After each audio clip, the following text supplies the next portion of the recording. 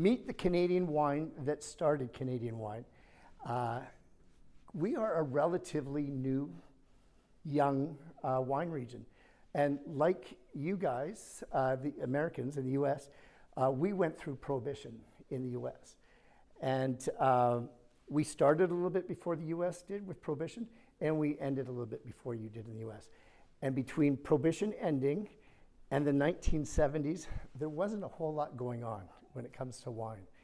And Inniskillin was really the pioneer. It was the first winery license granted since Prohibition in 1974. So when I talk about the wine that started Canadian wine, we really were the pioneers.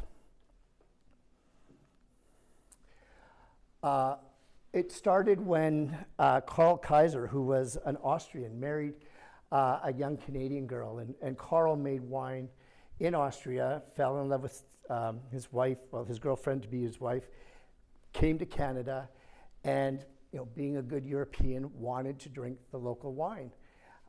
Couldn't do it. As much as he wanted, he couldn't do it. So we went to the local nursery that was owned by the Zeraldo family, who were Italian immigrants, met a guy named Donald Zeraldo and asked if he could buy some cuttings so that he could plant his own vineyard and or his own cuttings.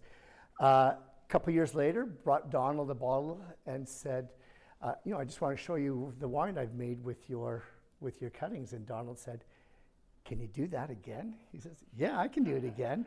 They became friends, and they decided the craziest thing in the world, that they wanted to start a winery. And like I said, there had been no winery license granted since Prohibition. And now this is 1974, and they lobbied the government to give them a license.